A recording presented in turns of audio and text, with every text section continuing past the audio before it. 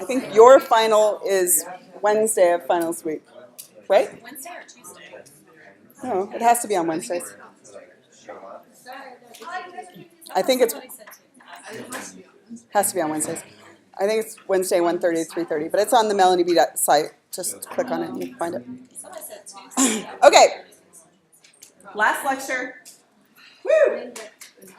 Look at you guys. I know it's fine. You can. I feel the same way. Right? No, but I'm already anxious because we won't see you again after this. If you can come visit We'll me. stalk you. Yeah, you We'll can stalk me. you. They will. Do not take it wrong. Yeah, you can take it twice. It has happened many, many times. Oh. Although I don't think that they're my biggest fans.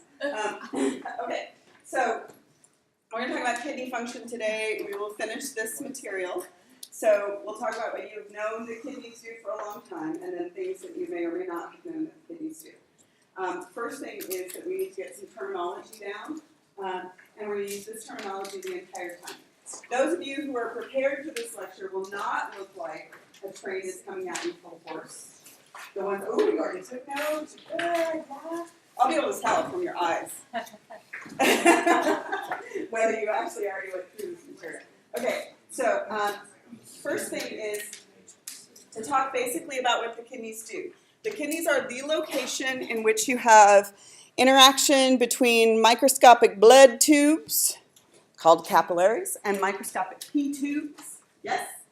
And the P tube is called the uriniferous tubule. So, what I want to talk about just as an overview is to get you started on the terminology associated with what's happening here, and then we'll move through each one. So basically what's going to happen at the kidneys is at these nephrons, which you already practiced and learned the structures of and should remember from anatomy, what you are going to have is the opportunity in 1 million nephrons per kidney for exchange between blood and urine. Here's what doesn't happen. You don't put your blood tubes continuous with your urine tubes. You put them close enough that you can have exchange, right? But they're not connected to one another, right? They're just interwoven sort of next to each other. So what I'm going to have is the blood, of course, is going to circulate. What came in ultimately came from the renal artery, and what left went into the renal vein, correct? Okay. And what we are going to do is we are going to change the composition and the volume of the blood as it goes through, right? Cleanse out all the dirty stuff, try to keep all the good stuff, lose a little bit of water in the process. That makes sense? Okay. And then, of course, the urine is not circulatory. It starts at the kidney, ends in the toilet. Yes? Okay?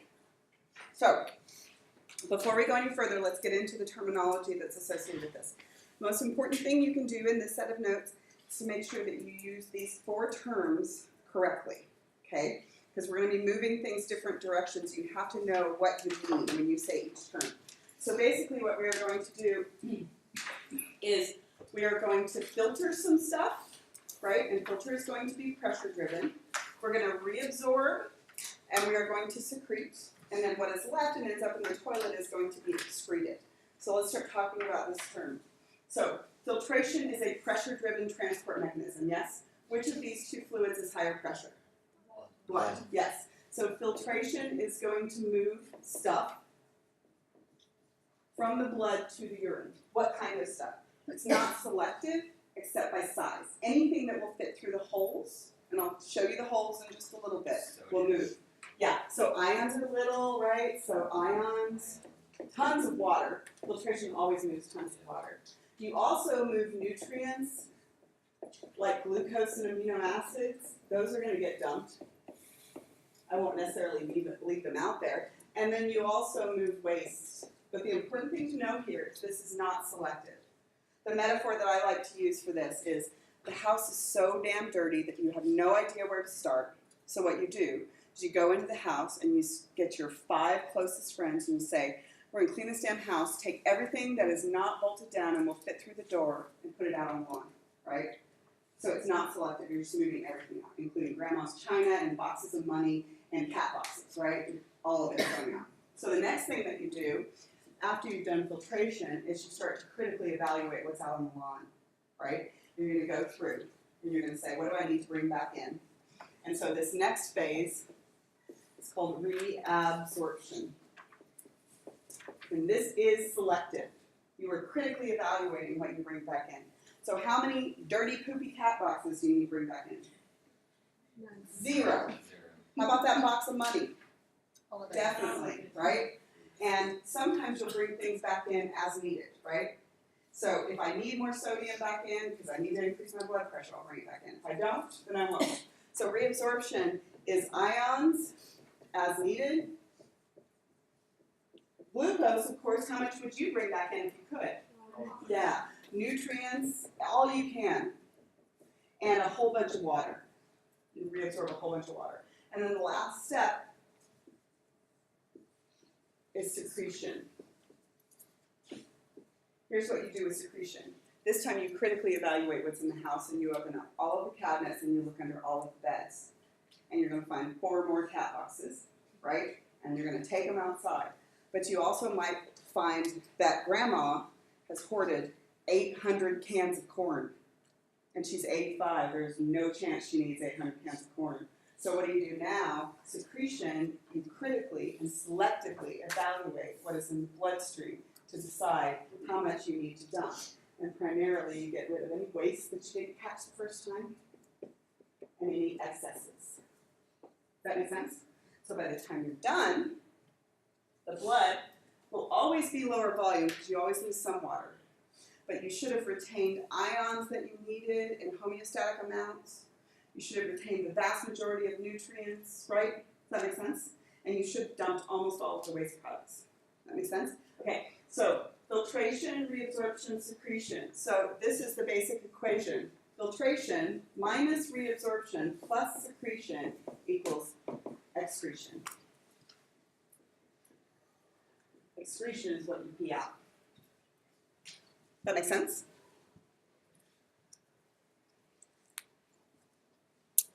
Okay. So by doing these processes, guys, what you are going to end up doing for the bloodstream is, can you see that by deciding how much water gets dumped versus reabsorbed, you can control both the water concentration of the blood, the osmolarity of the blood, and therefore also the plasma volume and blood volume? Does that make sense? So those two are related to what you do with water. You can also, of course, control your ion composition by controlling what you pee out versus keep, right? You can remove metabolic waste products, right? Everybody has known since they were in like 4th grade, well maybe even before then, that your kidneys get rid of waste products, right? But we can see that they're doing far more than that. You are getting rid of metabolic waste products, urea and uric acid and creatinine. Most of those are from the breakdown of nucleic acids and proteins in your diet. Most of them are from. And then your kidneys also get rid of some foreign chemicals as waste products as well. Drugs, pesticides, food additives. You guys probably know that some drugs are cleared through your liver and some cleared through your kidney, right? So your kidneys sometimes help with those.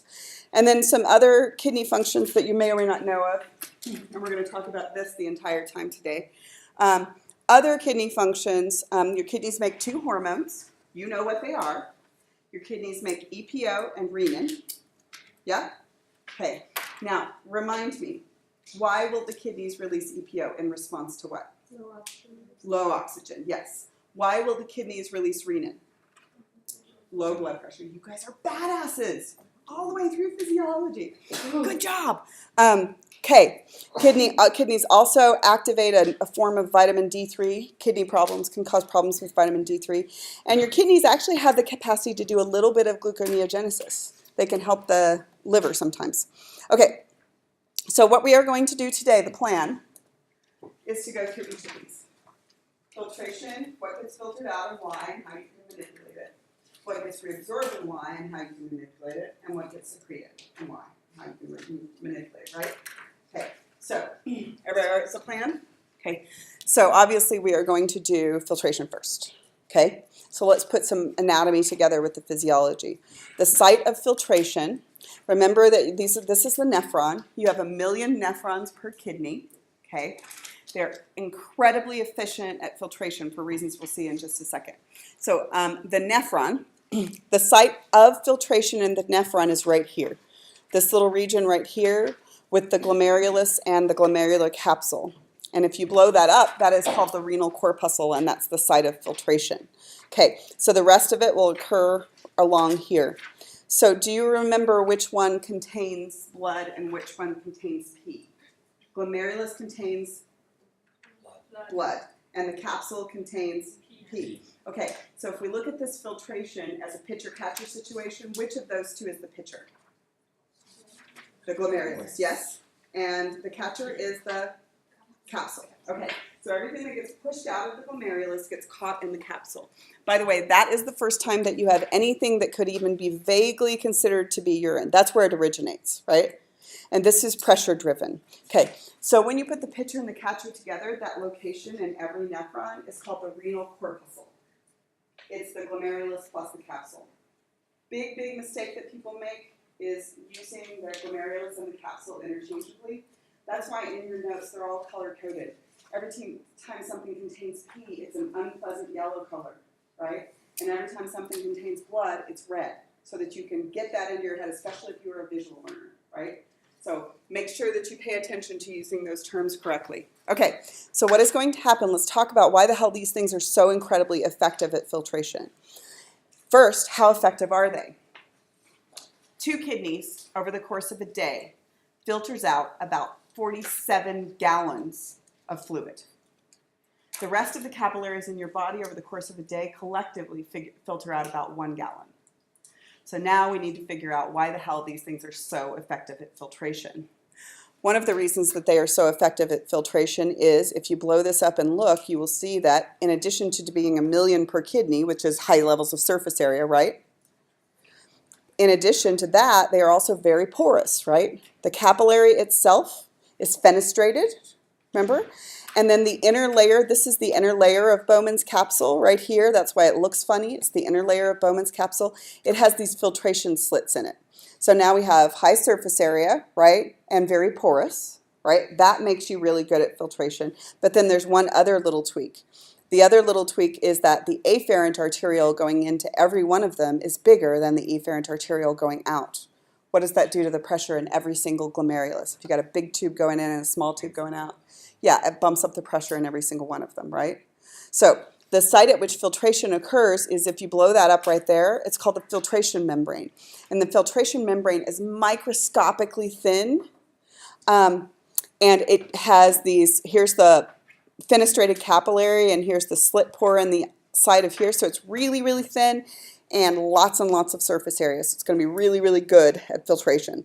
So that's what the glomerular or filtration membrane consists of. Okay, so the first place that we ever have anything that could end up in the urine ends up right here, right? And if it stays there, of course, it's going to go into the proximal convoluted tubule, then the loop, descending and then ascending, and then distal convoluted tubule and collecting duct, right? So you guys remember that anatomy?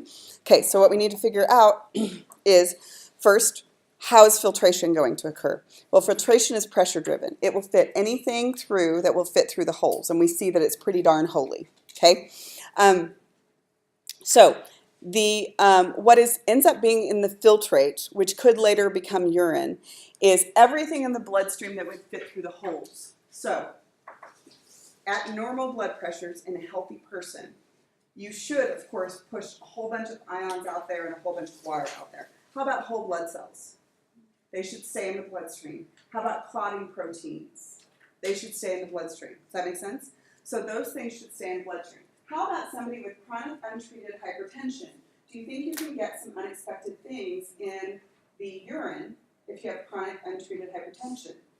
Yes, you can get whole blood cells in the urine. You can get large proteins in the urine. So it's just like going back to our coffee filtration situation. You can get a bowling ball through a coffee filter if you hook up a fire hose behind it. The same thing here. Of course, it's going to cost you the coffee filter.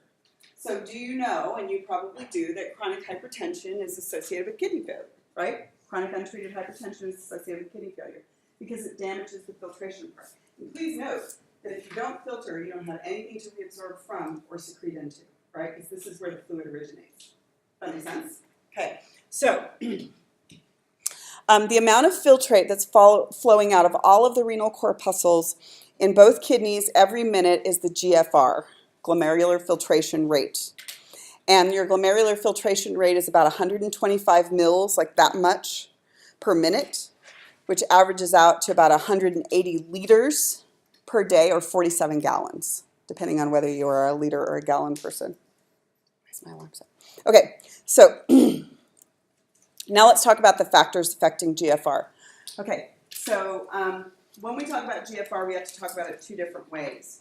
We can talk about manipulating GFR extrinsically, and that will be using the nervous system and the endocrine system, or intrinsically, and that will be using paracrine agents. Which one of those is going to be more powerful? Extrinsic or intrinsic? Extrinsic. Extrinsic will be more powerful way to regulate GFR. Intrinsic will be more immediate, right? And it's not going to be as robust. So let's talk about the intrinsic first. The intrinsic should make sense to you, and what I want you to do is try to figure out before I tell you. Okay, so intrinsic control of GFR. We're trying to control how much fluid leaves, okay? So the first thing that I'm going to tell you is that when I get up to walk across campus, my blood pressure increases a little bit. When I lay down, my blood pressure drops a little bit.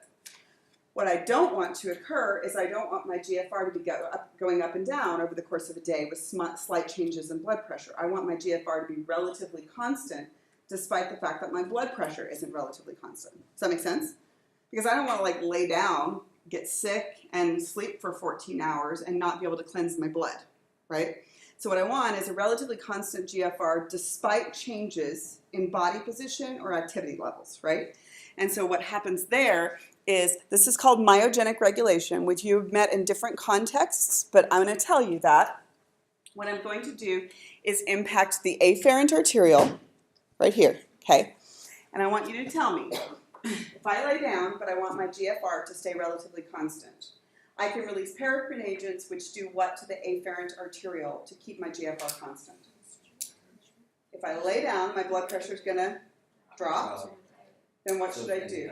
Dilate. Yes, I need the same amount of blood going even if my pressure dropped, right? Okay, what if I get up and walk across campus? Yeah, then what's going to happen is my blood pressure goes up a little bit, but I don't want my GFR to go up, right? So what do? I release paracrine agents which cause afferent arterial constriction, right? So what happens is you're just tweaking that just a little bit to make sure your GFR is relatively constant even though your blood pressure isn't. Does that make sense? I thought it was the efferent arteriole. Nope, afferent arterial. Afferent's going in. Afferent is going in. And so, afferent. Okay. Okay, so that is called myogenic regulation. It can't do anything with massive pressure changes. It's just for little pressure tweaks. That's all. Go ahead. So is this why when someone comes in with their heart rate and all kinds of stuff that they would do the statics, where you lay a patient down, sit the patient up, and then you stand the patient? Want it to be even? Yeah, it's not just because of this, but it's because of the myogenic regulation everywhere. So they're trying to manipulate everything. Just a little bit, but if it's like massive change. Okay, the other one is, okay, this one was looking at what the blood was doing to decide whether to release paracrine agents. The next one you're going to have to think about for just a second. What this one is tubuloglomerular feedback. I know that's a really long word, but just break it down. I'm going to feed back to communicate from the distal convoluted tubule to the glomerulus, and specifically to the afferent arteriole. And what I'm going to do is with it is this. If the tube, the distal convoluted tubule, so stick with me. The distal convoluted tubule is when you're almost done, right? It's almost in the collecting duct. It's your last-ditch effort to change anything about the urine. If the distal convoluted tubule is stretched, it has lots and lots of urine flow going through it, okay? Then what happens is it releases paracrine agents that feed back to the afferent arteriole. What do you think you should do to the afferent arteriole if the distal convoluted tubule is super duper full? Constrict, yes. It says, I am full, stop peeing so much, right? Does that make sense? That's called tubuloglomerular feedback. The tube can tell the glomerulus when it needs to slow down. Does that make sense? Okay, so tubuloglomerular feedback. But this is just paracrine. This is not the body like doing something massive. Okay, so tubuloglomerular feedback. The macula densa cells of the distal convoluted tubule can detect when lots of flow is going past them release paracrine agents that cause afferent arterial constriction. Good? Okay, now we're going to do extrinsic regulation. Extrinsic regulation of GFR is pretty conceptually easy, except there's one little asterisk associated with it. Here is why it's pretty conceptually easy, because you've already studied blood pressure. And you guys, most of you guys did pretty damn well on that test. So you know that when you want to regulate blood pressure, there are 3 basic ways to do it. Something with your heart, something with your vessels, something with your blood volume. So now I'm going to tell you that basically the general trend is anything that you do that increases blood pressure increases GFR. Right? Because it's more pressure, more filtration. Anything that you do that decreases blood pressure decreases GFR. Does that make sense? So for instance, if you increase stroke volume, yeah? Or venous return, you could increase GFR that way, right? Or if you did vasoconstriction everywhere in the body, increase pressure, increase GFR. But there's one asterisk. And the one asterisk kind of makes sense, but it's kind of counterintuitive at first. That is that the sympathetic nervous system does exactly the opposite that you would imagine it would do. So I want you to think about sympathetic nervous system activity. Sympathetic nervous system would turn on and increase your blood pressure, of course, when a tiger was chasing you or when you were running a marathon, right? Sympathetic nervous system. Okay. Well, when a tiger is chasing you, it would be really inconvenient to have to pee. Can we agree? Okay. Also, when you're running a marathon, apparently they just pee themselves eventually, but let's just say jogging around the block, right? We don't want to pee, right? It's awkward. We know the neighbors.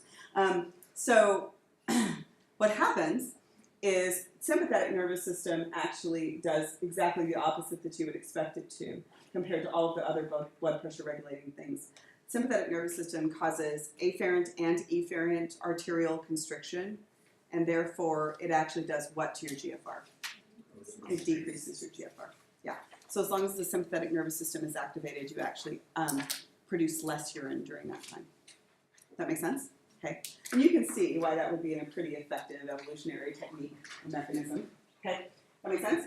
All right. So what happens with shock and your kidneys? Okay. So circulatory system shock is, again, when your blood pressure is too low to deliver adequate blood flow to capillary beds. This whole thing starts with pressure, right? So does it make sense to you that if you go into circulatory system shock and your blood pressure is below mean arterial pressure, about 45 millimeters of mercury, what's going to happen is you will shut down this process. And if you shut down this process, you shut down kidney function, which will result in anuria, right? You will inhibit kidney function, which will result in anuria. Does that make sense? So you know, you've been in the hospital, they make you pee in like a graduated little container so that they can tell. What they are looking for is an indication that your kidneys are functioning properly or almost properly. So what happens is very low systemic blood pressure, very low glomerular blood pressure will shut off GFR, and if you can't do filtration, you can't do reabsorption and secretion, and you'll get anuria. This is called renal suppression when it occurs. So what do you think about using epi in that situation?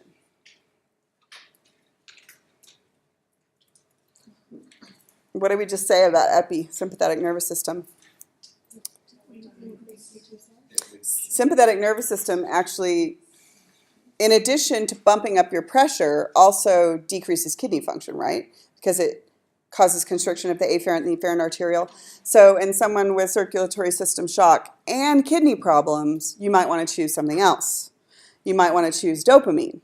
Dopamine is a vasoconstrictor. It's not as effective as epi, but it doesn't have any receptors on the afferent and the efferent arterial.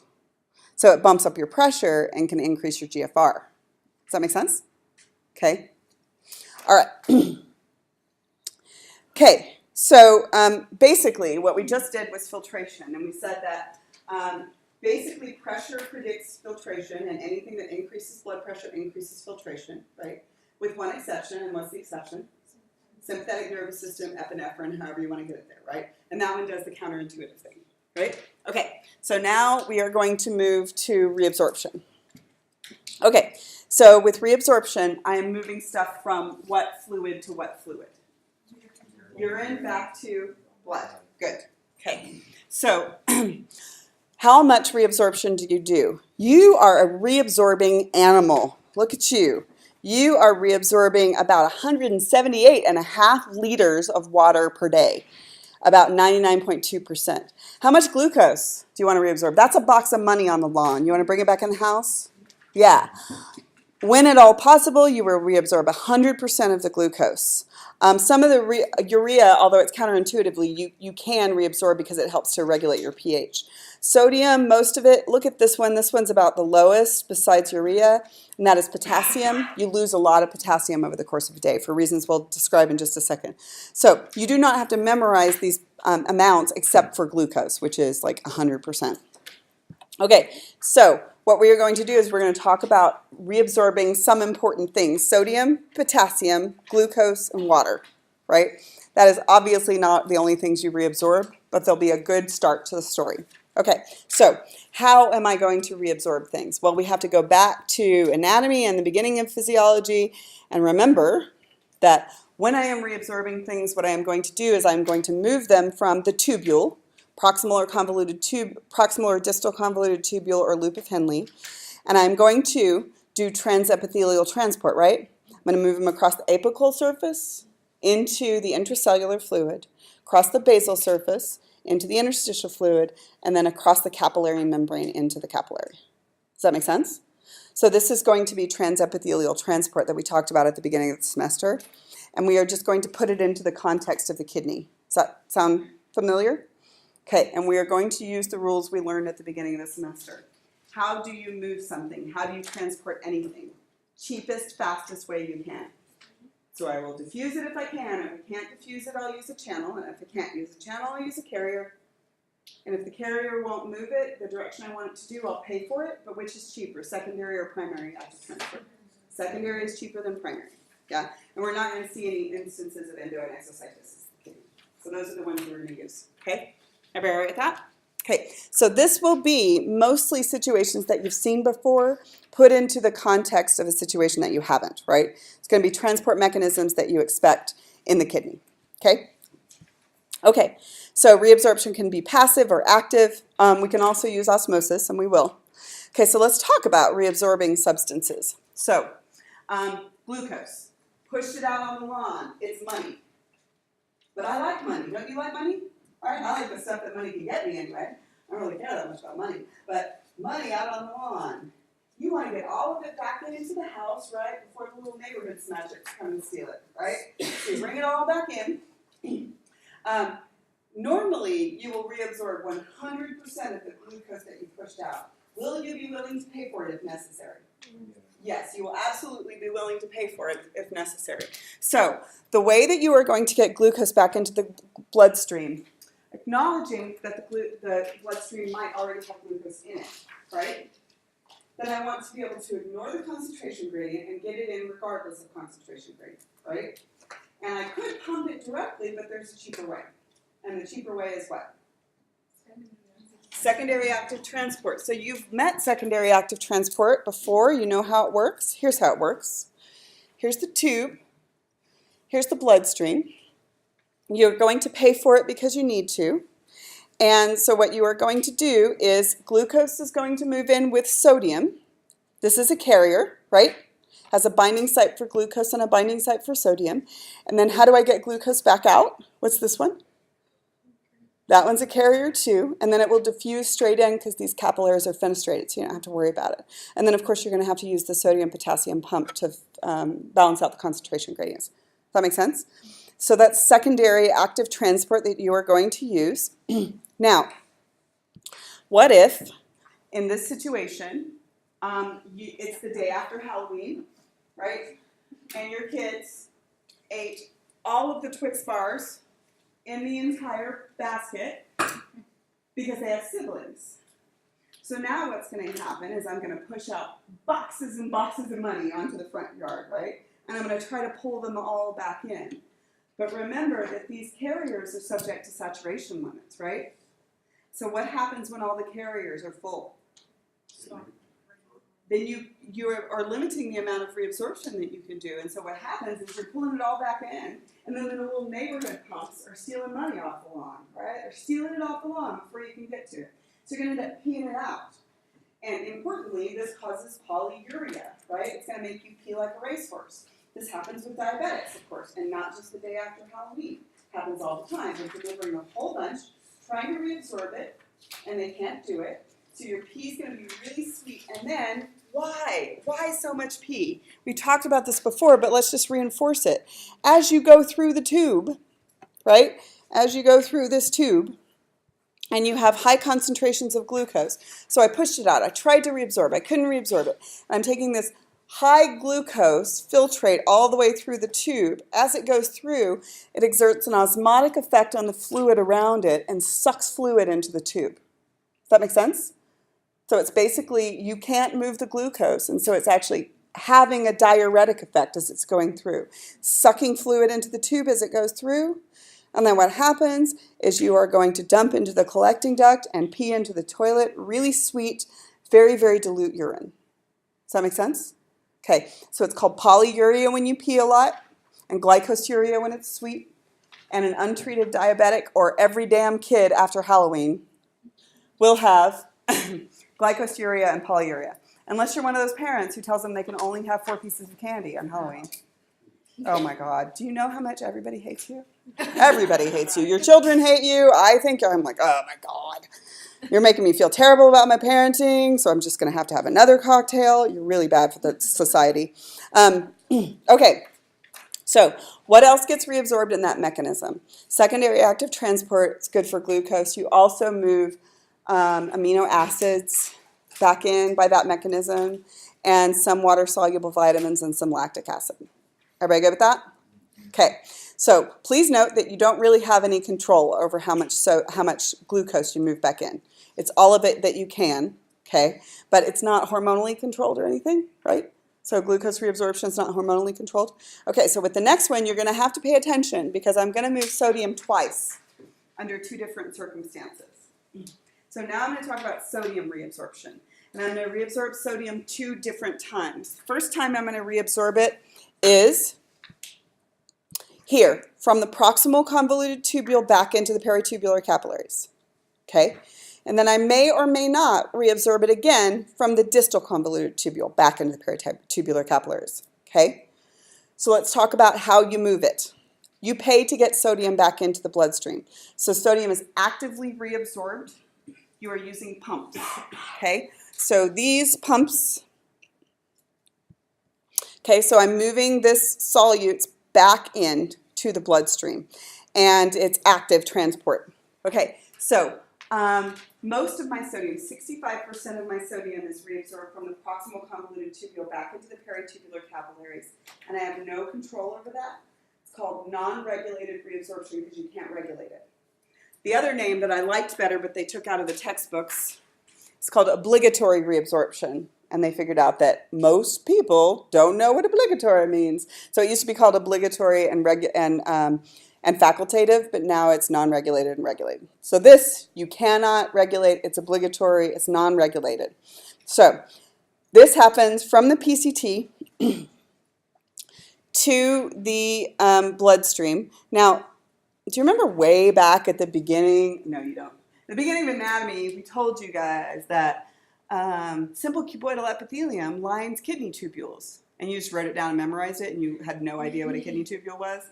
But now I'm going to tell you that the cells that get to pick what they want to bring back in, glucose, sodium, whatever, are simple cuboidal epithelium. And the simple cuboidal epithelium lines the proximal convoluted tubule and the distal convoluted tubule. It's slightly different, and sometimes it actually has microvilli in the surface too. Okay, so 65% of the sodium is reabsorbed from the PCT back into the bloodstream. But then I can decide what to do with the 35%, right? So let's figure out whether I would want to reabsorb the 35%. What if I ate an entire family-sized bag of Doritos myself? Do you think I need to reabsorb that 35% of sodium? No, just let it go, right? What if, however, I had been drinking water and been on a cleanse for 6 days and hadn't really eaten any solid food? How much of the sodium do you think I need to reabsorb? All of it, right? But generally, we're in between those 2 situations, right? Because we're not usually cleansing or getting super dirty with an entire bag of Doritos. So what happens is you can assess certain factors to figure out how much or how little of that 35% you need to reabsorb, right? You can assess your blood pressure. You can assess the sodium concentration of your bloodstream. You can assess the sodium concentration of your urine, right, to figure out what you need to do. So that's what we're going to look at now. How do you figure out what to do in the distal convoluted tubule? In the distal convoluted tubule, right here, you are going to assess certain things, and then this is primarily hormonally regulated, whether you reabsorb or don't from the distal convoluted tubule. So this is called regulated reabsorption, and one of the things that regulates reabsorption from the distal convoluted tubule is ANP. Okay? ANP is atrial natriuretic peptide released from where? The heart, and it goes to the kidneys, and here's what ANP does. ANP is released in response to prolonged atrial stretching, so it's telling you something about your blood volume, right? Probably high. And what does it do at the distal convoluted tubule? It says no more sodium reabsorption. That make sense? It inhibits sodium reabsorption at the distal convoluted tubule. So if I release massive amounts of it, ANP, I'd maybe reabsorb 0% of the sodium. Yeah? Hardly ever 0, but we're just using extremes. Okay, so it decreases regulated sodium DCT reabsorption. Does it do anything with proximal convoluted tubule? You can't do anything with proximal convoluted tubule. You always reabsorb 65%, right? Okay, what else does ANP do? ANP also inhibits aldosterone release, because that wouldn't be helpful. And then ANP does one thing that I want to see if I can make sense to you. This one is not related to reabsorption. ANP also does something, and it's related to one of the others. In addition, ANP also causes dilation of the afferent arteriole. What will that do? How will that help the situation? Increase filtration. It will increase sodium filtration, yes. So it decreases sodium reabsorption and increases sodium filtration. Does that make sense? So you're going to lose more sodium, right? And so the net effect is what you already knew. ANP decreases blood volume and does what to blood pressure? Decreases blood pressure. Does that make sense? And it does it by these three mechanisms. Decrease reabsorption, inhibit aldosterone release, dilate the afferent arteriole. Good? Okay. Now, sometimes I want to increase DCT sodium reabsorption. Let's talk about the triggers that would possibly be good for using increased DCT reabsorption. Do you think you might want to look at your blood pressure? Right? And if the blood pressure was what? Low or high? Low blood pressure or low blood volume, right? Does that make sense? Or maybe even low cardiac output. Now, it's not directly related to cardiac output, but that's what the kidney can do to help. It's like, you're having trouble, bud? I got one trick. I'll do that for you. The kidney will cause more sodium reabsorption. That makes sense? So you can look at what's going on with the blood volume, cardiac output, blood pressure. But you can also look at the filtrate. So the filtrate or the urine. What if the urine had way too much sodium in it? Couldn't you use that as a trigger for sodium reabsorption? Yeah? So you can look at the bloodstream or you can look at the filtrate.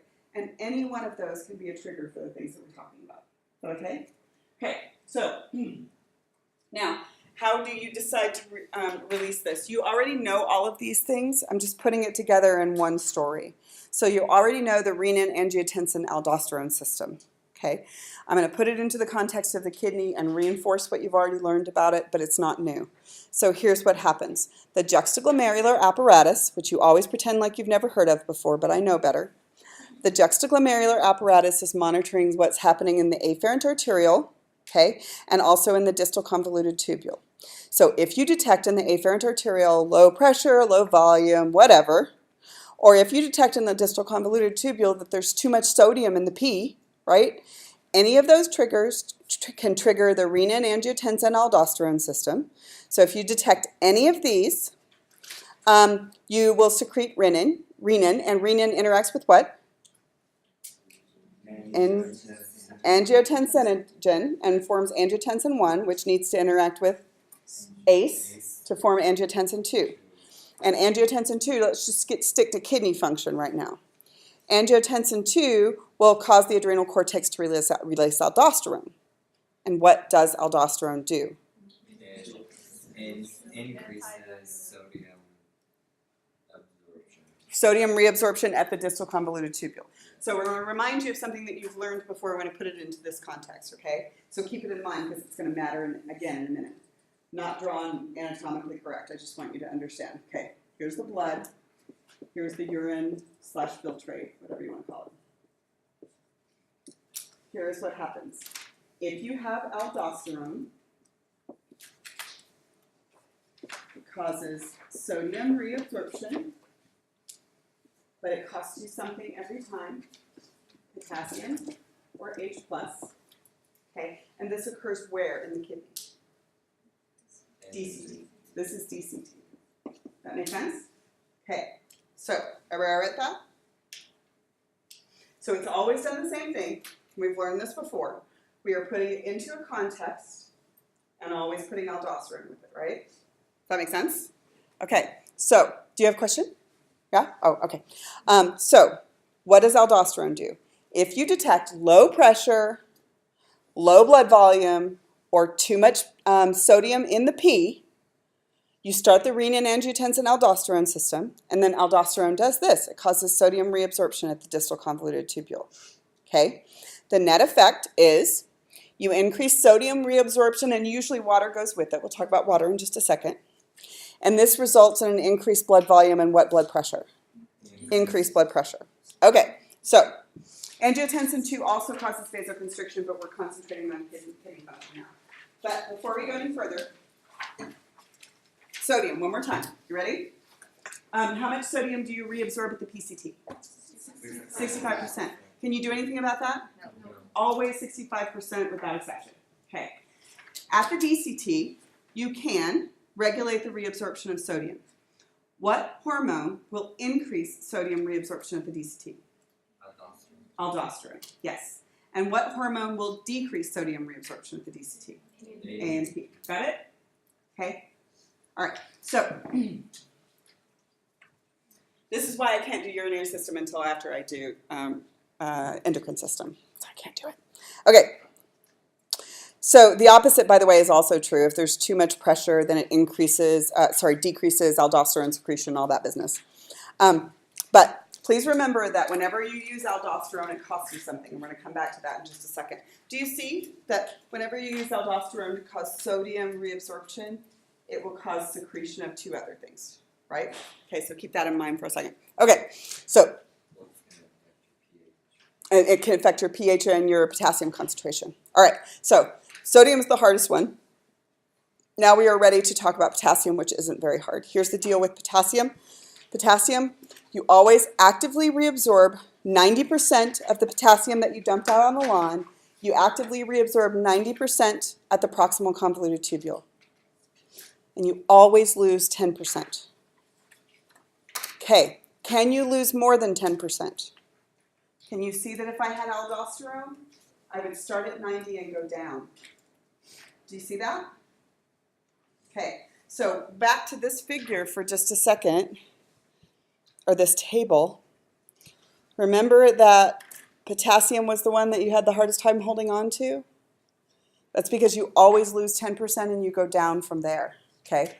Which one are you more likely to have a problem with a deficiency of, potassium or sodium? Potassium, yeah. Potassium is less abundant in our food sources, and you're always going to lose at least 10% of it at your kidneys, always. Is that okay? Okay, and there is no way to regulate potassium reabsorption, okay? You can regulate its secretion with aldosterone, but you can really just go down from 90, right? You can't go up from 90. Does that make sense? Okay. Now, what about these negative ions? Chloride and bicarbonate are two big negative ones. Those, you just create such an osmotic gradient by how many positives you move in. Because remember, I'm actively moving sodium in, I'm actively moving potassium in. I create an electrical gradient for all of those negative ions to move in, and they just move in down channels. Okay, so I don't usually even have to worry about transporting those. I have such, I've spent a lot of time and effort transporting the positive ones, and the negative ones follow because I created an electrical gradient for those. Okay. And then water. Okay, so let's talk about water reabsorption. Water tries to follow sodium, but sometimes it needs permission.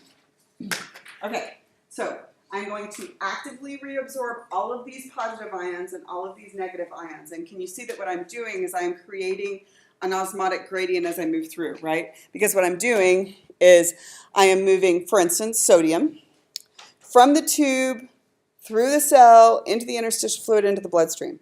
And what I'm doing then is, as I'm moving sodium in, I'm dropping the water concentration, right? And so I'm creating an osmotic gradient for it to move in. So water will move via osmosis pretty much in the direction that sodium moves, okay? So not surprisingly, that means that you reabsorb about 65% of your water at the proximal convoluted tubule. You reabsorb 65% of your water of sodium at the proximal convoluted tubule, okay? And then what about the 35%? The 35% needs permission to follow sodium. So let's look. One important difference between the proximal convoluted tubule and the distal convoluted tubule is that the distal convoluted tubule has tight junctions. So water can't sneak in between those cells. And the other thing is the aquaporins, those little water channels that nobody knew existed until a few years ago. Apparently those can be regulated, and they can be regulated with ADH. You guys with me? So you know what ADH does, right? ADH is water reabsorption, okay? What happens is in order for water to follow sodium at the DCT, you need ADH there. Otherwise, sodium can get reabsorbed and water won't. Can you think of any situation in which you can need to reabsorb sodium but not water? What if you've been drinking boatloads of water and you've been on a cleanse and you'd really flush out your sodium? You don't need water reabsorption. What you need is sodium reabsorption, right? So sometimes you need them to be divorced from one another. It's not always sodium and water together. You can't divorce them at the PCT, but you can at the DCT. Is that okay? Okay, so what happens at the DCT is this. The remaining 35% of water reabsorption can be regulated. This is regulated reabsorption. It occurs at the DCT, also the collecting duct. Cells of the DCT and the collecting duct, in order to reabsorb that water, must contain ADH from where? Posterior pituitary. If ADH is low. Okay, so you guys remember why you release ADH? Yeah. What's the trigger for release of ADH? Yeah, it's the osmolarity of the blood, right? If the blood is really, really concentrated, you will release ADH. If it's really, really diluted, you will not release ADH. That makes sense? Okay? And it's detected in the hypothalamus and the posterior pituitary. Okay, so here's what happens. If ADH was low, meaning that I had had a lot of water, right? I'm drinking a lot of water, and therefore I release something that says, I don't need you to release any ADH. If ADH is low, then it won't target the kidney. And what happens is, in the absence of ADH, sodium can move, but water can't follow it. Does that make sense? So what's going to happen here is water can't pass through the DCT. It can't follow sodium, even if sodium ion reabsorption is occurring. And so if ADH is low, you pee a lot. But you knew that, right? If ADH is low, you pee a lot. Remember diabetes insipidus? Was when your ADH was low and so you peed a lot? That makes sense? Okay. All right. So that is somebody who drinks boatloads of water. I'm sure there's one of you in here who drinks boatloads of water. And then there's me, who I never drink enough water. I haven't had anything but coffee today. And this is me right here. ADH is high. Okay, so what happens is the osmolarity of my blood is really concentrated. It's probably like viscous right now. It's like, oh my God, drink something.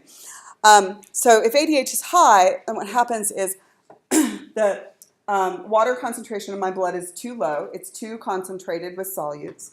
And ADH is released, targets the kidneys, right? Targets the distal convoluted tubule of the kidney and tells it to do what with water reabsorption? Increase water reabsorption. Yes? Increase water reabsorption. And what that will do is increase water reabsorption. It will increase water reabsorption and decrease what? Urine volume, right? Yes? So you don't pee a whole hell of a lot, right? It will also make you thirsty. Is that okay? Okay. So now ADH release is controlled mainly by the osmolarity of the blood. So let's go back to this one more time and revisit water. So how much water is reabsorbed at the DCT?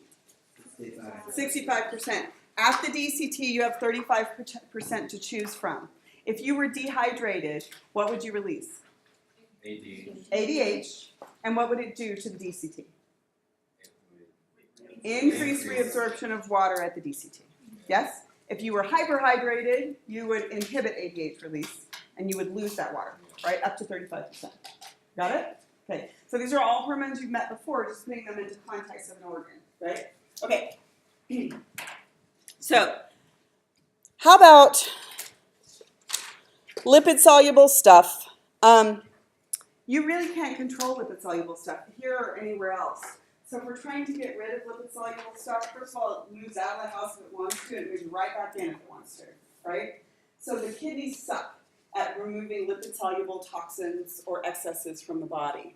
So they just move out, but they move right back in down their concentration gradient. So kidneys really cannot help. The primary organ that can help you with lipid-soluble stuff is the liver, because the liver can change the solubility so that you can get rid of it more easily. Okay, so what about substances that I moved out onto the lawn and did not have a mechanism of bringing back in? So if I move it out onto the lawn, but there's no channel, no carrier, and it's not lipid soluble, then it tends to stay there, right? I don't have any way of bringing it back in, right? Because reabsorption was selective.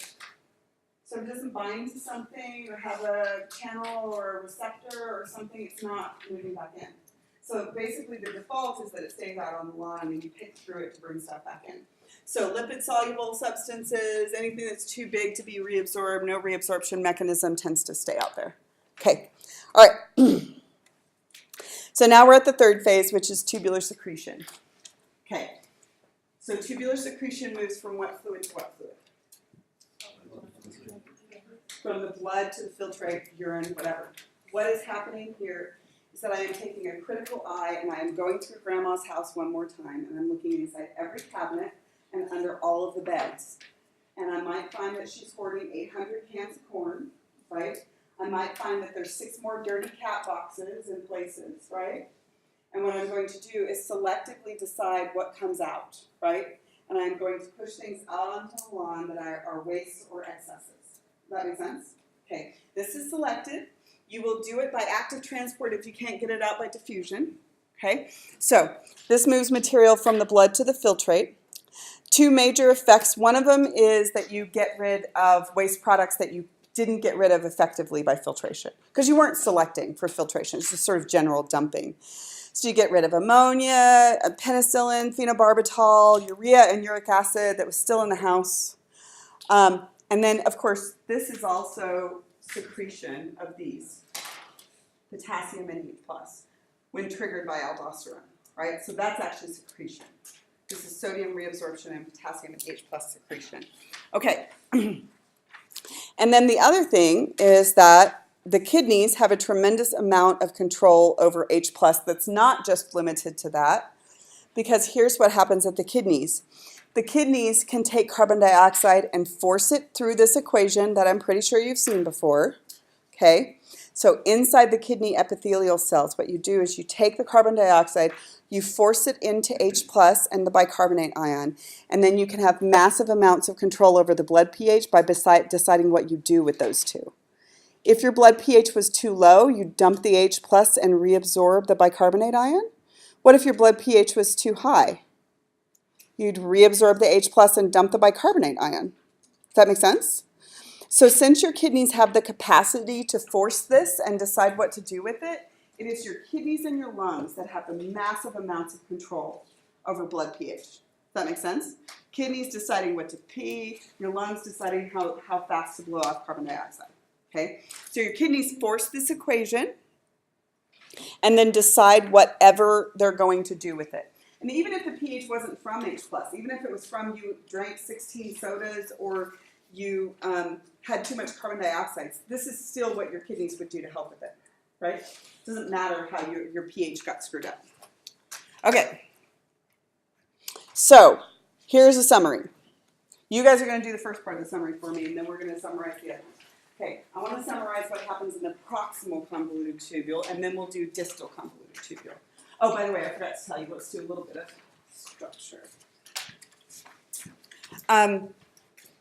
So this is an oversimplification, but it's useful. Okay, filtration occurs here at the renal corpuscle, yes? Most reabsorption happens at the proximal, but then some regulated reabsorption happens at the distal. Good. And what about secretion? Secretion mostly happens at the distal. Okay, and that's because now I know what I need to secrete because I've already done the other two parts, right? There's some overlap, by the way. There's little some kinds of things that happen in one place or the other. Okay, so I want to summarize what happens at the proximal convoluted tubule. At the proximal convoluted tubule, primarily you are doing reabsorption. Okay, how much glucose are you going to try to reabsorb? 100%. Wherever you can, most of it happens at the proximal. Okay, how much sodium are you going to reabsorb at the proximal? 65%. How much potassium are you going to reabsorb at the proximal? 90%. Yes? How much water are you going to reabsorb at the proximal? 65%. Good? Okay. Now let's move to the distal convoluted tubule. Okay? Let's summarize what's happening at the distal convoluted tubule. That's where your regulated reabsorption occurs, right? It's also where most of your secretion occurs. So what happens at the distal convoluted tubule is that the sodium that's reabsorbed will be followed by water. If you have aldosterone, sodium gets to move. If you have what, water gets to move? ADH, water gets to move. So let's assume ADH and aldosterone are present and see what moves at the DCT, okay? If ADH and aldosterone are present, what's going to happen is sodium is going to be reabsorbed and water is going to be reabsorbed. And then what's going to happen is you're either going to follow the positives with negatives, like chloride and bicarbonate, or you're going to swap the positives for other positives, like H plus and potassium, right? Yeah, your urine is generally pretty acidic. Yeah, if you have aldosterone, your urine is generally going to be more acidic. Does that make sense? Okay, so in the distal tubule, when aldosterone and ADH are present, you reabsorb sodium. Water will follow sodium because ADH is present. Chloride and bicarbonate ion will follow sodium as well, back into the bloodstream. The rest of the sodium is swapped for another positive ion, so you will be losing H plus and potassium. So here's the summary of the summary. What happens at the distal convoluted tubule if aldosterone and ADH are present? Sodium, chloride, bicarbonate, and water get reabsorbed. And what gets lost? Potassium and H plus. Hydrogen ion. That make sense? Okay. We're done with the hard part. Everybody okay? That wasn't that bad. You literally knew all of those hormones before.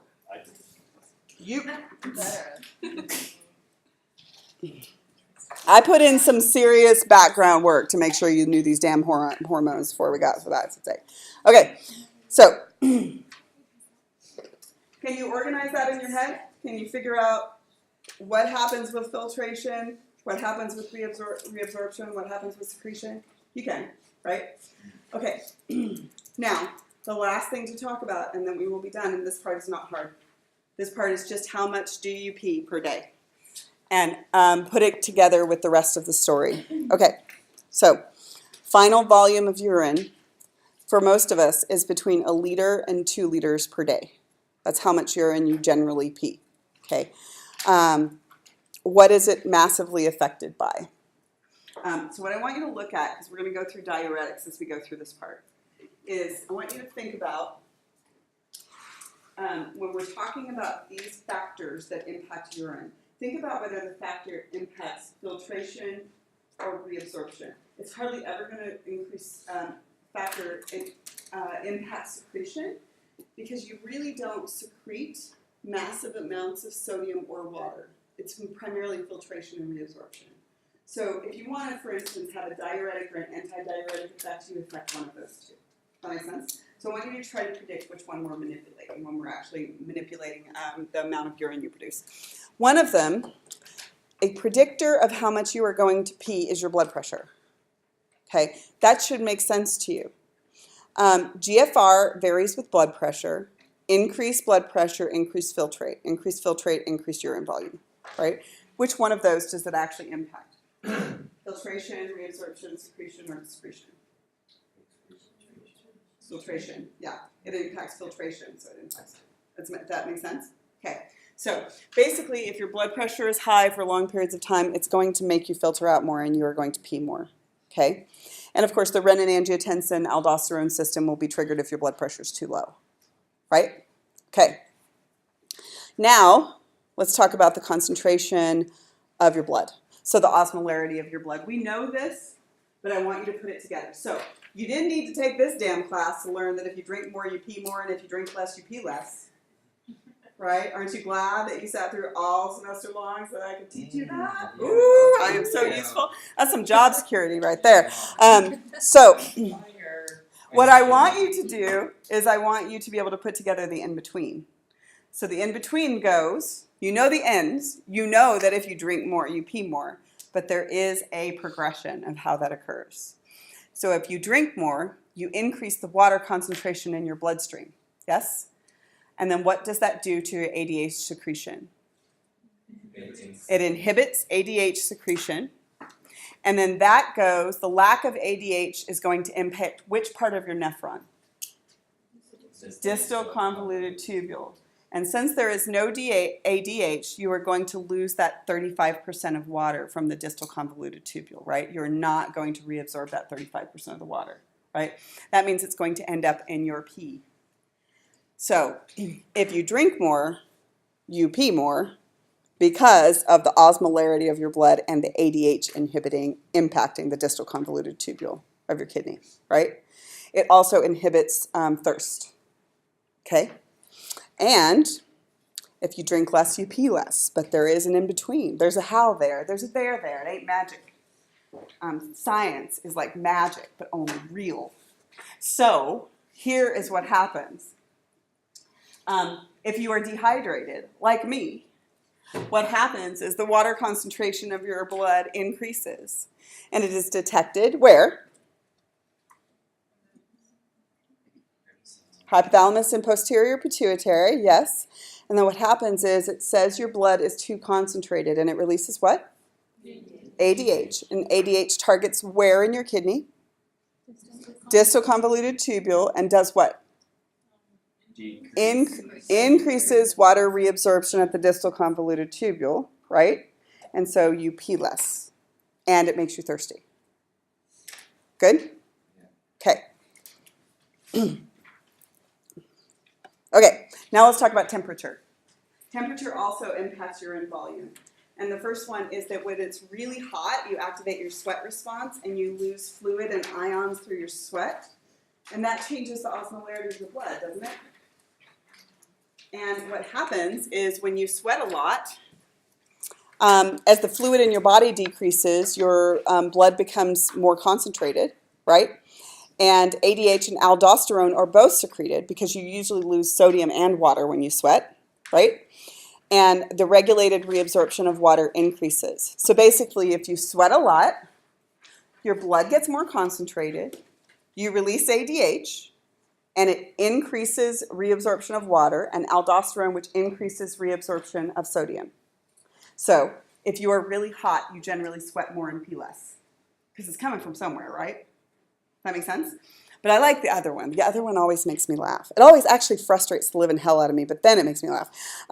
Okay, so all of us who camp know what low temperature does to the likelihood that you're going to have to pee in the middle of the night. The colder it is, the more likely it is that you're going to have to pee in the middle of the night, right?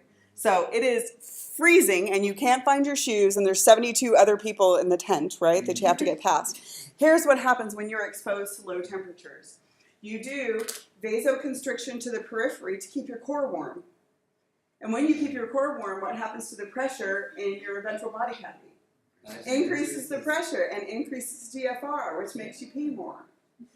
That's rude. That's awesome. That's rude. I would like to talk to the designer about this process. Okay?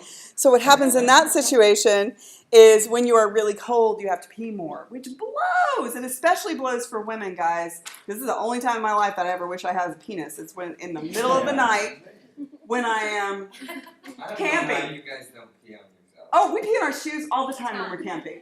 There are specific camping shoes that are for that, right? What I usually do every time, Because he's got a penis and he can just pee out of the tent as I take my husband's shoes because they're also this big, right? Okay. Pee on his shoes. Smash the patriarchy. What? You need a go girl. A go girl. Yes. Oh God. They work. They work. Yeah, it's just. But then I've got something with pee on it that I have to hold with my hand. You're not getting it. I've got one. It's fantastic. Or just take a. I don't want to have bottles of pee around. I would rather pee on my shoes. It's a funnel. It's like. Yep. But the inherent problem is that now I have something with urine on it. It's fine. Like always. It's just use some hand sanitizer. It's fine. The whole thing. I just really want a temporary penis. I want a detachable penis, like the song. Detachable penis! Is that too much to ask? Evolution! Okay. I know. Okay, let's talk about how diuretics work. Again, with diuretics, I want you to think about whether you're manipulating that or that. Okay? So, what a diuretic does is, of course, make you pee more. They are generally used to do what? What are they, like, the reason? If you have high blood pressure. High blood pressure, a lot of times they're used for that. Some people use the over-the-counter ones to regulate the water retention that happens due to PMS and that kind of stuff. They're really commonly prescribed for blood pressure medications. Okay, so they can either impact what's going on at the PCT or the DCT. Okay, some of them, the most powerful ones, are also the riskiest ones. And let's see if you can follow along with me here.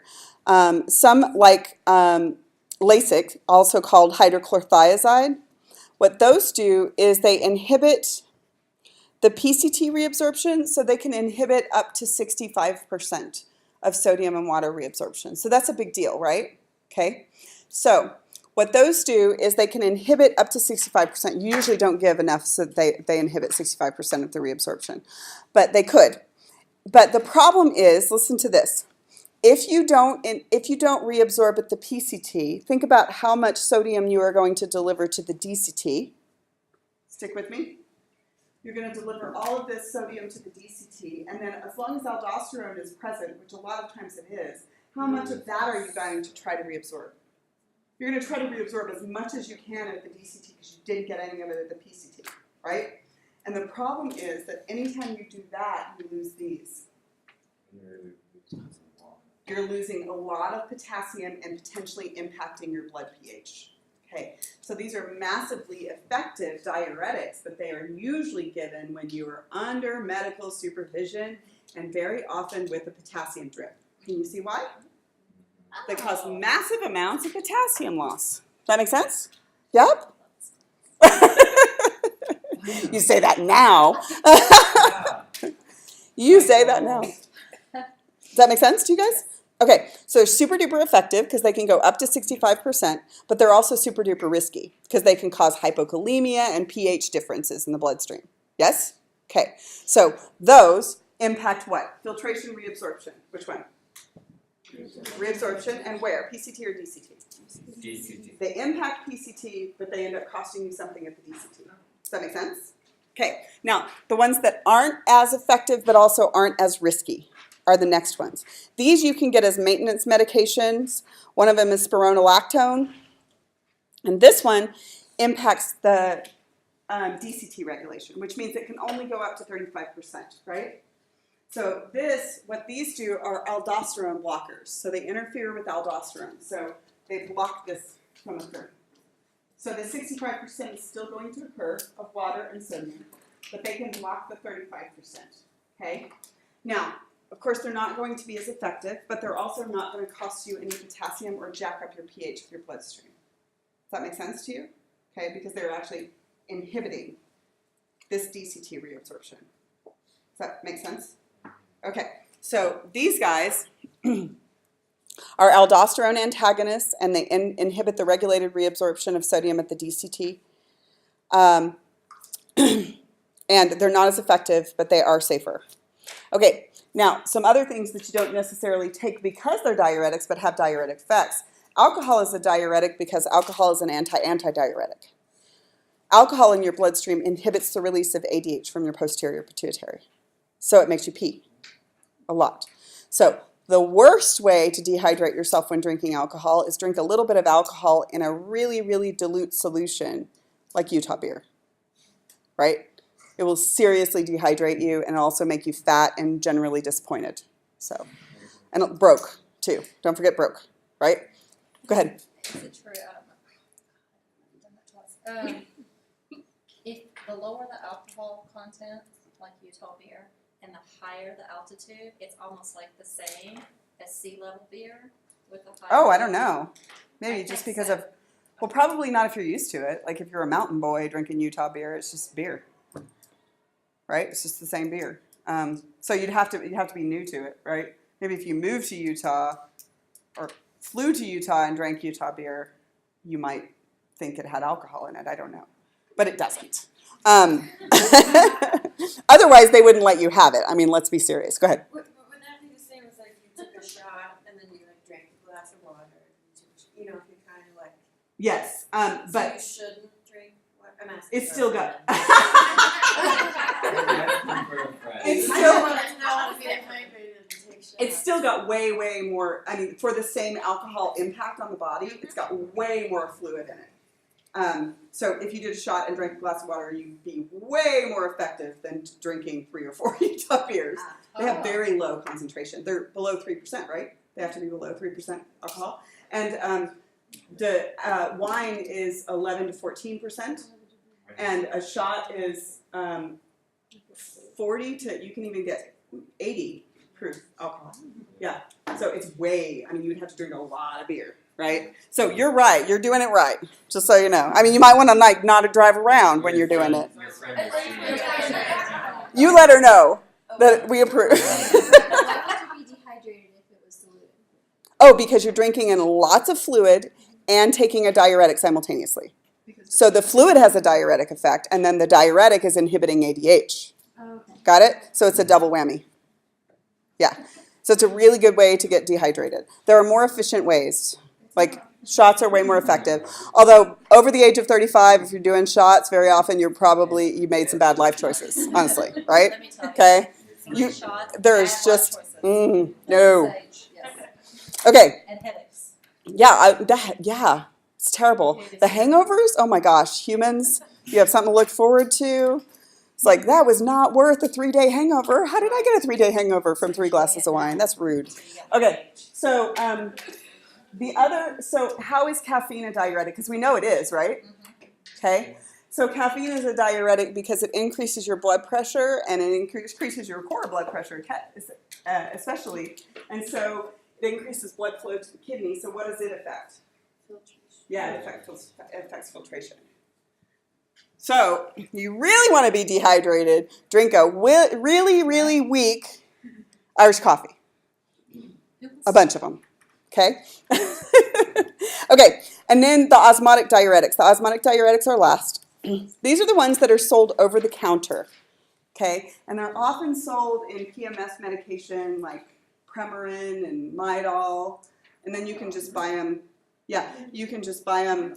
Also, Doan's water pills, those things. Okay, so all of you lucky men might or might not know that during certain phases of the menstrual cycle, you can like retain so much water. You can't even like move your rings, and your like nostrils are fat. You're like, how the hell did my nostrils get fat? Everything retains a ton of water, and so some women will take a diuretic to flush out some of that water. These are supposed to be taking short courses, and you're not supposed to be taking excessive amounts of them. Here's how they work. They are an osmotic diuretic that you know gets pushed out, but you have no mechanism to bring it back in. So it's very similar to what happens with glucose in a diabetic. It goes through the tube.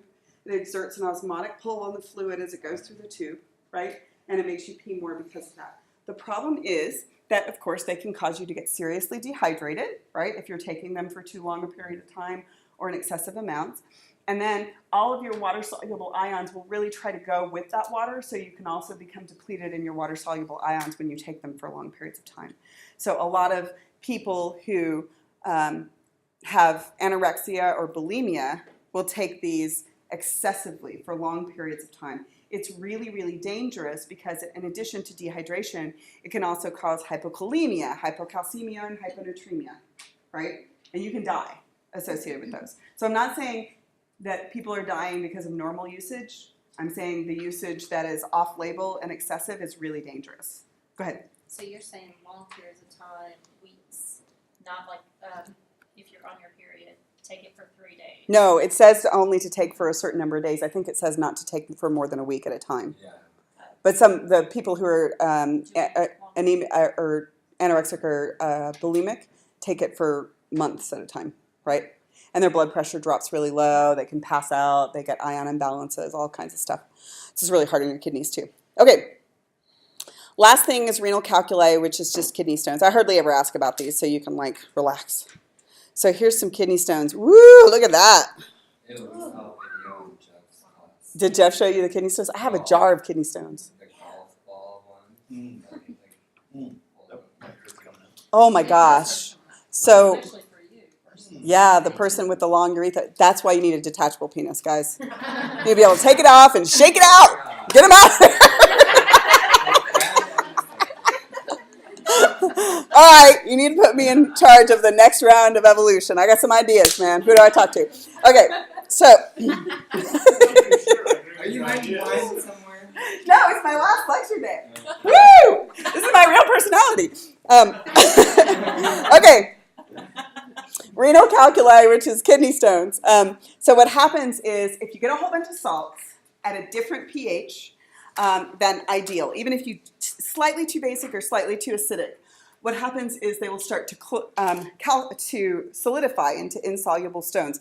Where this generally occurs is it occurs in the major and minor calyces and the renal pelvis. That's where it generally occurs, okay?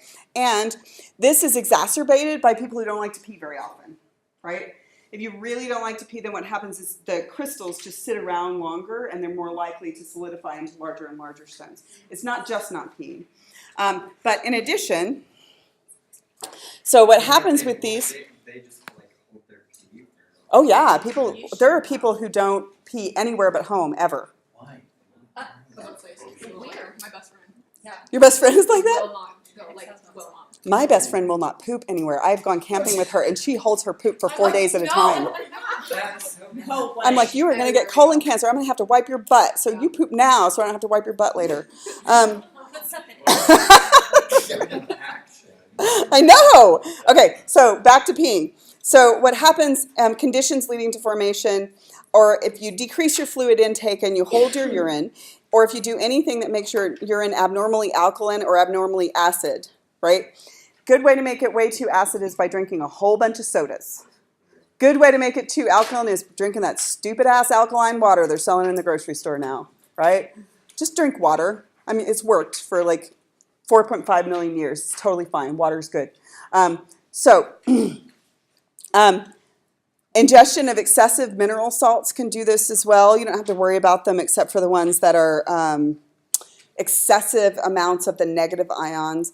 Or if your parathyroid glands are too overactive, you'll get too much magnesium in your too much calcium in your bloodstream.